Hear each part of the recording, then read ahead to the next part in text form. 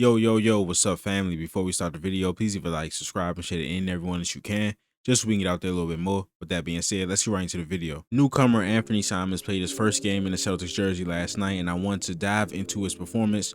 So let's get into the film. All right, how y'all doing? I hope y'all doing good. If you're new here, welcome. If you're not, make sure you take your shoes off before you come out. Saying Anfernee Simons had his first game in Celtics green. He had 18 points on 6 for 13 from the field. Had 3 assists, 3 turnovers, and 4 fouls. So I'm just gonna present the film. I'm just gonna present the clips that I thought were important. I'm gonna detail them, and then I'm gonna let you guys do the evaluating. I will say that if I had to give him a grade for this performance, I give him like a C plus. He wasn't bad in this game. I don't think he was bad in this game. And this first play kind of encapsulates how I think he should be used in this offense as more of like an off-ball dynamic shooter slash attacker.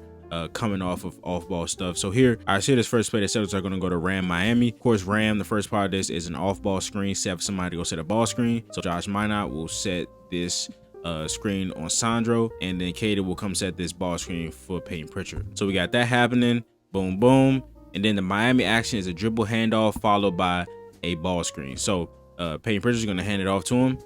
There's going to be a ball screen here by Neemias Queta for Anfernee Simons. He's going to free him up, shoot the ball. He does not hit, but I like what the Celtics did on the first play. All right, so something that was a big thing early on in this game, Simons picked up 3 fouls in like the first 5 minutes, as you see here.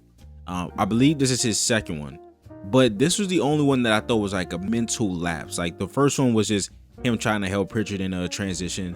The third one, I didn't even clip because it wasn't even really that important, to be honest with you. So I was kind of concerned. I was like, damn, I didn't even PP had 3 fouls. Is that because they're targeting him? Is that because he's having a tough time? I thought this was the only one where he like had a lapse. So here he is right here, right? He's on CMB. Well, he's not on anybody. He's on offense, right? But who he was guarding mostly was a Grady Dick, right? So he was guarding the person that was in the corner. Grady was mostly the person in the corner. So you see Grady's going off to, he's about to run to the corner. Like he's, Anfernee Simons isn't in the frame right now. He comes in the frame right here. He's looking for Grady Dick. And he sees him, he's like, oh shit, I'm too late. And then he fouls. So that was the only one where I was like, okay, you got to be better there mentally. All right, my honest opinion about his defense in this game. He was not a liability, I will say that. But guys do get a half a step on him way too easily. Now, that does not mean that he's beat. A half a step in the NBA, it depends on who it is. I probably clip about like 7 to 6 or, oh my God, I was about to do it again. 6 or 7 defensive plays in this game. 3 of them were him just not being good, and others were him being solid. So I feel like if you can get that out of him, like 50-50, like, so let's say he's like a neutral on defense, I think that's a win. So here after the screen, he gets switched on to Jonathan Mobo, who's a much bigger player and a much more physical player. But here he's able to stay with him. It forced him to lose the ball, and then he has a nice contest on a 3-point. I don't think this was the most haul-ass contest. I don't think this was like the most effort, but he's able to get there. Uses that 6'10" wingspan to get a contest. Now, the most negative thing I drew from his performance offensively. Now, this is without Jaylen Brown. This is without Derek White. This is probably without intricate sets that the Celtics will probably run in the regular season, and without like the actual plan for Anfernee Simons and these guys. I feel less strongly about him as a primary handler. I felt the Toronto pressure really got to him. In fact, all of his turnovers were direct results of the Toronto pressure from Jamal Shead. Is a dog. He was a dog in this game, and I feel like Simon struggles with strength, and guys are able to get under him really easily and get up into his chest. And another thing is that he'll just sit at the logo or like the deep 3 area and just dribble for 10 seconds. He's like waiting for somebody to come screen. He's super methodical, you know what I'm saying? But here he's able to get off a nice pass. But there were too many possessions for my liking where, well, not for my liking, who am I?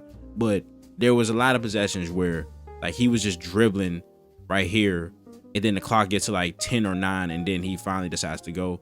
I'll show those clips, but here he's able to get the little pocket pass into Garza, who gets fouled. All right, so here he's facing pressure from Jacoby Walter. The Celtics try to go to their stack out entry, which did not work in this game. It was just so like bottled up and so hard to get into. But Xavier Tillman's gonna set this so Bill Simon can outcut to the wing. And Anfernee Simons just facing the pressure, just gives a lazy pass, and it's a turnover.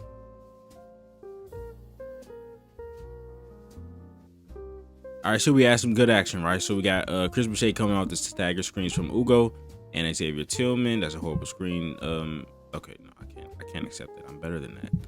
Right there. We got him coming off those.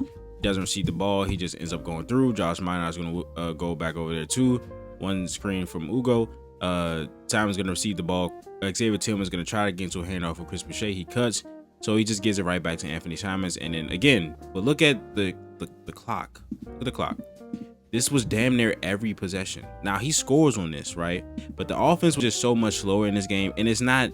It was not all because of Anfernee Simons, right? I think the Toronto guards just was really into our guards because Peyton Pritchard wasn't turning it over like Anfernee Simons was, but he did get slowed up by like Jamal Shead a lot of the times. So he was just caught dribbling out beyond the 3-point line and just had to make stuff happen. But Simons does get a nice drive off here. He has some really tough shots with the high pick up there, avoiding the help by Chambers and Paddle, and lays it up. And it's a perfect play to encapsulate what I was talking about with the pressure and how I kind of came out feeling less strong about him as a handler. And maybe again, this is just the first preseason game, his first game of the Celtics. 20 seconds on the shot clock, right?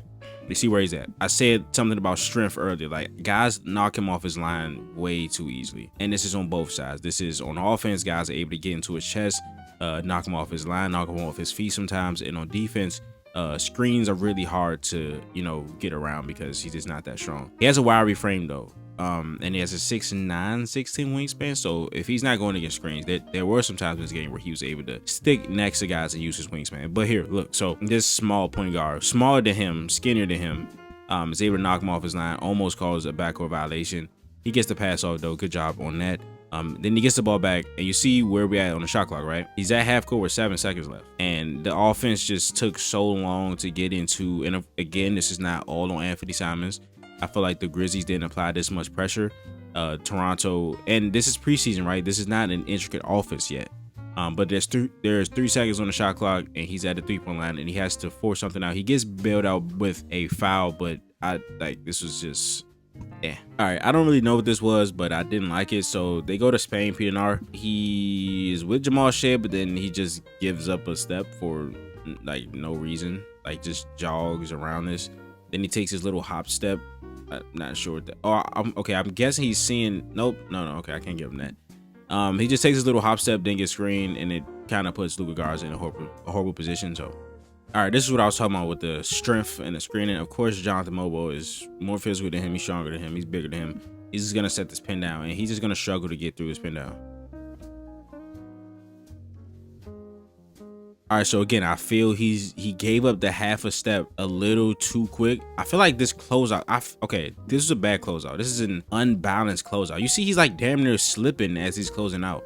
So that's something that he can work on. If he can work on getting like centered and getting aligned with this guy, because Grady Dick's not some star handler. But even though that does happen, I feel like he was still there. Again, he's able to use his wingspan and kind of get in the picture a little bit. Great help there by Luka Garza. Some verticality there, forcing the miss. This is what you want to see, right? You see the goal screen coming. You see somebody coming to screen, getting attached to Grady Dick's hip, getting attached to his hip and being able to stay with him and slide your feet with him. This is what you want to see from Anfernee Simons. Like I said earlier, in the third quarter, we saw some of that tough shot making prowess that makes him one of the more underrated offensive players in the game. And here again, 8 seconds at the 3-point line, he just has to go make something happen, and he's able to do that with his ability. So the first part is you can just obviously see that the offense isn't running as smoothly as it will be when these guys get some chemistry. Later on in the regular season, you see Keita screens. He doesn't really know how to pass it to. But then Keita does a nice job improvising here. And Anfernee Simons is going to come off this flare screen right here. Keita does a nice job removing Jacoby Walter from this equation. Simons is going to come off right here, and he's going to be able to get a 3. Here, after the block, he makes a nice pass to Keita on the run. Again, this is what you want. Screen, he's able to stay on the hip of Jamal Shead. He's able to stay on the hip, and he's sliding his feet. When he allows himself to, because the only screen that I saw that actually took him out to play was the screen that I showed you when Mobo set the pin down on him. The other screens, he just allowed himself to get out of the play, right? But he went over this, stayed on Jamal Shead's hip. He tries to drive because he thought he had an angle, and he stopped him. Here the pressure gets to him again. He's all the way at half court, and we turn the ball over. And I talked about the drawbacks of the offense not being as crisp and the lineups not having a lot of chemistry and timing, right? But that kind of made him shine in the third quarter because like he's such a good improviser, he's such a good shot creator, and he's able to make tough shots like this and one. All right, so here in transition, this was his fourth foul. He's just trying to make a play. I understand this. He got ball. He definitely got ball, but I guess, yeah, the follow through and Grady Dick creating contact was too much. But watch Joe here, right? Joe's gonna tell him, hey, what are you doing? And he points to Wendell Moore. When you look at this play, Wendell's trailing him, right? We saw Ugo have a lot of chase down blocks in the Grizzlies game. We know Chris Boucher has the ability to chase down block. We know Josh Minor has the ability to chase down block. Maybe in practice, like, he's teaching guys like Simons and Pritchard, like, try to wall up, like, don't foul. Give those guys trailing an opportunity to go block, because these guys are hustling. That's one thing these guys are doing. They're playing hard and they're hustling, right? So he wanted Simons to wall up. He pointed at Moore. So I don't know. Maybe that's my take on this. Another super impressive play on the offensive side by Anfernee Simons. You see Luka Garza sees that he has space right here, so he's gonna slip out of that screen and roll, which forces Jonathan Mobo to have to try to play both sides. He can't fully commit to Anfernee Simons, and he's already driving past him in a tough left-hand lay. And here the pressure just gets to him again. He's gonna eventually get a backcourt violation. But that is a video. If you enjoyed it, please leave a like, subscribe, and share it in everyone as you can, just so we can get out there a little bit more. And I will see you guys next video. Comment down below what you thought of Anfernee Simons' debut. This is Nick. Peace.